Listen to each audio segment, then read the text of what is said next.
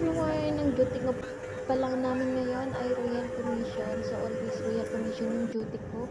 And sobrang pagod na sa trabaho. Kaya ayan, natutulog ako habang nasa biyahe. Kasi from accommodation going to Royal Commission is nasa 25 to 30 minutes.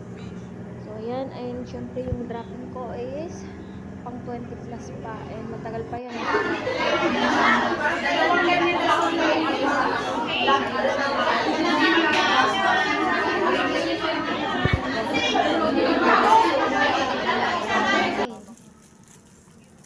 Ayan, uwian na yan dyan. Gutom. Kaya ayan yung mga hadiah namin ay kinakain namin. Buti na lang may mga hadiah kami pantawid gutom. Mga bacteria, hadiah lang. Kaya kinain namin. Kasi anong oras na yan, mag-alas 10 na. And pipick up pa kami. So, ganun ang buhay ng isang on-call cleaners.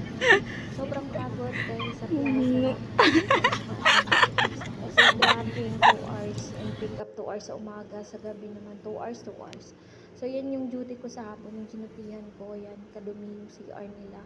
And pinapakita ko lang kung gaano kadumi yung mga and dudugyot nila, parang hindi uso sa kanila yung paglilinis. Kaya, ayan. Code ko rin natin yung mga nila, paputiin natin kasi nakakahiya naman sa kanila.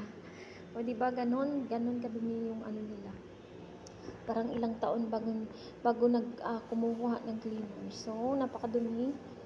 And ayan, yung after pala pinakita ko na nauna pa sa before. So, nagbabalik-patad na yung